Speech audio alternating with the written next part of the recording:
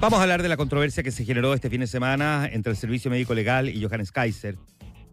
Pero nos va a servir de excusa para hablar también de la figura del Nacional Libertario, que irrumpió en la contienda presidencial y especialmente en estas últimas semanas con la sutileza, digámoslo así, de un huracán, ¿no? Nadie lo tenía en sus cálculos, pero ahí está. De alguna manera sacudiendo el tablero electoral cuando estamos ya a 2 semanas de la elección. Tranquilo que no voy a citar encuestas porque sabemos que la ley amordaza los sondeos en esta etapa de recta final, pero digámoslo así, las apuestas en línea, por ejemplo, no está prohibido divulgar apuestas en línea, hablan por sí solas. En los mercados de la predicción, el nombre de Kaiser está subiendo, desplazando incluso a figuras que estaban instaladas. Ahí nomás lo dejo. Un candidato que muchos consideraban anecdótico, que hoy día amenaza con colarse la segunda vuelta, y los mismos expertos que ayer lo miraban por sobre el hombro, hoy día tratan de justificarse explicando el fenómeno, ¿no? No es tan difícil de entender en todo caso. Kaiser rompe esquema. Lo hace sin permiso, sin importarle además a quien incomoda. Su campaña venía sorprendentemente bien aceitada, digo, porque contra todo pronóstico había sorteado la mayor parte del camino sin grandes baches, sin escándalos que lo complicaran a partir de su forma tan directa de hablar y de opinar. Eso hasta este fin de semana cuando se produjo, digámoslo así, el primer traspié, no pasa de eso, si es que alcanza para eso incluso, al abrir un flanco, al apuntar al Servicio Médico Legal por tener supuestamente miles de restos de detenidos desaparecidos sin analizar, calificando de estafa el plan de búsqueda del gobierno. El Servicio Médico Legal no solo desmintió categóricamente sus dichos, dijo no existen en sus dependencias osamentas sin periciar, en una inusual declaración pública por lo demás, sino que puso a Kaiser en su primera controversia mediática más o menos seria. ¿Lo afecta? Poco, probablemente nada de hecho. Lejos de retroceder además o pedir disculpas, redobló la apuesta y acusó al Servicio Médico Legal de emitir una respuesta engañosa y de defraudar la fe pública. Kaiser es de los que no da el brazo a torcer. Punto. Cuando muchos calculaban que lo más sensato para él era cantar victoria en lo poco o en lo mucho avanzado y bajarse la presidencial para aceptar un cupo seguro al Senado, hizo exactamente lo contrario. Rechazó la tentación de lo que parecía el camino fácil, el obvio, y mantuvo su nombre en la papeleta hasta el final. Más de alguno sugirió que podía cobrar a un buen precio lo ganado, su nueva figuración, su base dura de seguidores, y negociar tranquilo una senatorial. Pero Kaiser insistió. Eso que para algunos era una tosudez de su parte, ese desprecio por el cálculo político tradicional, digámoslo así, se ha convertido en su principal activo. Lejos de achicarse, decidió jugarse un doble o nada. Él siente que tiene una misión casi mesiánica, ¿no? Habla de recuperar Chile del payaseo posmoderno, de defender sus valores tradicionales a como de lugar. Bueno, esa convicción, algunos lo podrán llamar terquedad, pero es su convicción, es la que hoy lo tiene donde está. Kaiser entendió que los momentos disruptivos exigen audacia, no cautela, y así es como, casi con un olfato político innato, ha venido actuando. Y su irrupción representa la verdadera batalla cultural en la derecha chilena. Kaiser no solo compite por votos, compite por el alma ideológica de este sector.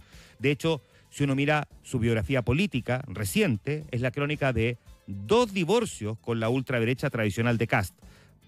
O nulidad, para decirlo más a la chilena, ¿no?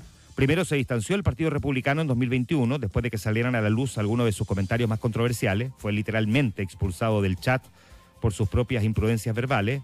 Y aún así, tiempo después, volvió a acercarse a sus antiguos camaradas y terminó rompiendo una segunda vez porque no le gustó el texto que surgió del segundo proceso constitucional a cargo de los mismos republicanos. Kaiser se negó a apoyar esa nueva constitución impulsada por la derecha, se salió del proyecto, marcó su territorio ideológico, 2 quiebres con Kast en pocos años, uno por sus dichos, otro por diferencias políticas de fondo, que demuestran, y esto es lo que creo que es interesante, que Kaiser juega para sí mismo mejor que muchos otros políticos de harta más trayectoria. Es un llanero solitario de la derecha dura.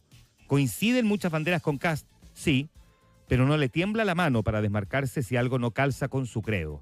Por lo mismo, quien pensó que su candidatura iba a ser meramente testimonial, se equivocó. Este no es Eduardo Artés, el candidato a la ultraizquierda que participa sabiendo que va a sacar el 1% y cuyo rol es solo levantar una bandera ideológica, pero sin ninguna posibilidad real. No es Artés, es Kaiser. Y Kaiser salió a competir en serio. Su nombre empezó como una anécdota un poco pintoresca y hoy es una variable real en la ecuación electoral.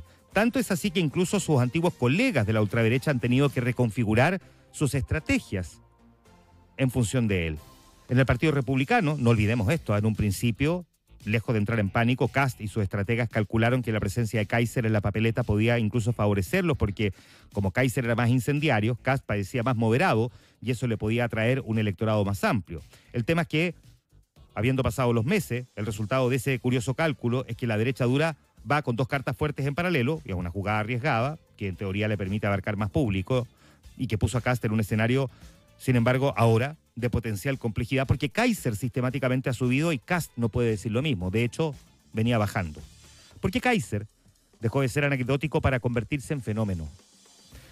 Porque ha sabido cosechar un electorado que llevaba tiempo huérfano. Es de lejos el candidato que mejor canaliza a esos votantes anticasta que usualmente ni siquiera van a votar. Esos chilenos indignados con todos los políticos que están hastiados, aburridos de las élites tradicionales, que en otras elecciones se quedan en la casa o que votan nulo, como pateando el tablero. Kaiser a ellos les dio una voz y un motivo para salir de la abstención.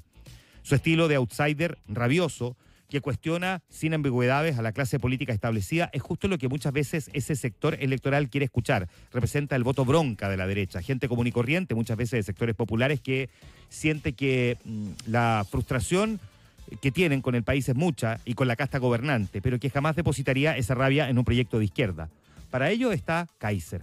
Antes era Kast, pero parece que Kast para ellos pasó a ser parte de ese clan político, de esa casta que critican. Kaiser entendió, mucho más temprano probablemente que el resto del espectro político, que su nicho estaba allí, en los nini, digámoslo así, de la derecha, ¿no? Ni con los partidos tradicionales de Chile Vamos, ni tampoco plenamente con Kast y sus discípulos. Frustrados, huérfanos de representación, pero ávidos de alguien que pateara la mesa en su nombre, Kaiser les habló claro y ellos terminaron escuchando. Este diputado libertario sabe exactamente quién es su público objetivo y le ha apuntado directamente al mentón del espectro electoral. Mientras otros candidatos moderan su discurso para no espantar al votante de centro, Kaiser hizo exactamente lo contrario. Es como contraintuitivo. Potenció sus aristas más duras para fidelizar a los desencantados. Y le ha funcionado, porque hoy por hoy es el candidato, por ejemplo, más anti-Boric de todos los candidatos. Es el más frontal contra el gobierno y sus reformas. Si alguien quiere castigar al gobierno de Boric en las urnas, Kaiser es el que ofrece probablemente el garrote más grande, también el más ruidoso. Y también se aprecia de ser el más anticomunista de todos los candidatos. Ha llegado a sugerir que el Partido Comunista debe dejar de ser considerado un partido legal por promover la violencia. O sea, más a la derecha, imposible. Tiene un credo político que se jacta de una pureza ideológica. Si las circunstancias fueran, por ejemplo, equivalentes a 1973, Kaiser apoyaría un nuevo golpe militar sin pestañear. Él mismo lo dijo, para horror de muchos, pero para aplauso de otros muchos también, en una entrevista con Tomás Mochati. Sin duda, absolutamente respaldaría un pronunciamiento militar en caso de verse Chile en un escenario similar al del gobierno de Allende. Ese es Kaiser. Es el único que canta con orgullo las dos estrofas del himno nacional, que es un guiño patriótico a los nostálgicos de tiempos pasados. No por nada, Augusto Pinochet Iriart salió públicamente a respaldarlo en esta campaña. Eso lo dice todo. Si alguien dudaba de qué corriente representa Kaiser, ahí tiene la bendición directa del apellido más simbólico de una parte muy incómoda de la derecha. Kaiser juega en otra liga en cuanto al estilo comunicacional. No rehuye ninguna pregunta, no se esconde de la prensa. Al contrario, da la sensación como que él disfruta un poco del enfrentamiento y donde otros evaden, él responde siempre de frente. Bueno, es fácil saber lo que piensa Kaiser. Es mucho más fácil saber lo que piensa Kaiser que lo que piensa cualquier otro político, muchas veces porque no tiene filtro, no tiene dobleces. Esa franqueza brutal, que bueno, a veces lo mete en problema, al mismo tiempo también le otorga un perfil de autenticidad. Su historial de declaraciones controversiales podría haber sido su lápida, pero es bien increíble, terminó siendo su catapulta. ¿Quién más habría afirmado que un 62% de las mujeres tiene la fantasía de ser violada? Kaiser lo hizo, 2018. Acusando a las mismas mujeres después de salir a marchar contra la violencia sexual. ¿Quién más bromeó con condecorar con medalla de honor a los violadores de mujeres feas? También Kaiser. Digámoslo así, hay frases como esta que le habrían costado la carrera a cualquier persona, menos a Kaiser. Él sobrevivió a la funa que provocaron esos dichos, por los cuales luego medio se disculpó, pero en fin. Le costó, eso sí, la primera divorciada con Kast, cuyo partido no tuvo más remedio que suspenderlo en ese momento, pero un par de años más tarde ahí lo tienen. De diputado polémico a candidato presidencial competitivo, con todos esos antecedentes a cuesta. Que un político con semejantes declaraciones en su prontuario no solo siga en carrera, sino que encima vaya ganando adeptos, es un fenómeno que los sociólogos van a tener que saber estudiar. Tiempos en que cierto electorado prefiere a un honesto brutal antes que a un moderado políticamente correcto. Kaiser ha hecho montones de promesas que también sacuden el tablero. Que el día 1 de su gobierno va a sacar a Chile de una serie de tratados internacionales, chao Acuerdo Escazú de protección ambiental, chao Acuerdo de París sobre cambio climático, chao Corte Interamericana de Derechos Humanos, todo fuera. Lo que Kast insinuaba en 2021, Kaiser lo reafirma sin pudor este 2025. Es más, agrega a la lista la famosa Agenda 2030 de la ONU, a la que acusa de imponer agendas ideológicas foráneas. Para Kaiser, Chile no es colonia de nadie. Y si hay que romper con cualquier pelotudo de Nueva York, como dijo el otro día, se rompe. Así de diplomático, entre comillas, es este candidato en materia internacional. De hecho, en política migratoria, su postura es igual o más dura que la de Kast, que ya era duro el 2021. Kaiser propone limitar drásticamente el acceso a servicios para inmigrantes irregulares, incluyendo la educación de sus hijos. Dice que las capacidades de Chile son limitadas. Y en uno de los debates dijo que los niños de migrantes ilegales tienen que irse con sus papás a su país de origen, retenerlos en campamentos hasta expulsarlos del país junto a su familia. Es una idea que está bien inspirada, evidentemente, en las políticas más agresivas del ICE norteamericano de Trump, y marca distancia incluso con los otros candidatos de derecha, incluyendo a Kast. O sea, lo que trato de explicar aquí es que Kaiser lo que hace es que eleva la vara de la mano dura. Donde Kast habla de deportar delincuentes, él va más allá. Es una propuesta más extrema que hace unos años habría parecido impensable, pero que hoy día, en boca de Kaiser, resuena y le hace sentido a una cierta audiencia o a un cierto electorado. Y tiene también, por supuesto, sabemos, discurso en lo valórico, porque aunque él se denomina liberal, en los hechos Kaiser se ha transformado en el abanderado contra lo que llama la ideología de moda. Es el candidato anti-woke por excelencia. Critica el feminismo, la agenda de género, el lenguaje inclusivo, la educación sexual integral, cualquier tema progresista que se le cruce. De hecho, su eslogan de campaña es "Defiende la verdad". Y, de alguna manera, ondeando, ¿no?, enarbolándolo, lanzó una arenga en la ENAVE cuando dijo hace algunas semanas que no podemos seguir torciendo la verdad ni la realidad, incluso biológica, al servicio de ideologías. Un dardo muy directo contra las diversidades sexuales y la identidad de género, que ha sido tan aplaudida por un público conservador. Kaiser se envuelve en la bandera de lo que para él es una verdad objetiva amenazada por el relativismo posmoderno. Él quiere sincerar al país, quiere hacer auditorías generales, quiere terminar con la mentira progresista. Es un discurso que para algunos es peligroso, otros dicen tiene un discurso rancio, pero es un discurso que ha encontrado eco en un sector de la ciudadanía que ve con temor los cambios culturales y que está pidiendo orden, y que siente que Kaiser es el que más claramente lo ofrece. Entre su promesa más llamativa está la de instaurar una comisión de justicia, de reparación y no repetición, pero sobre el estallido social.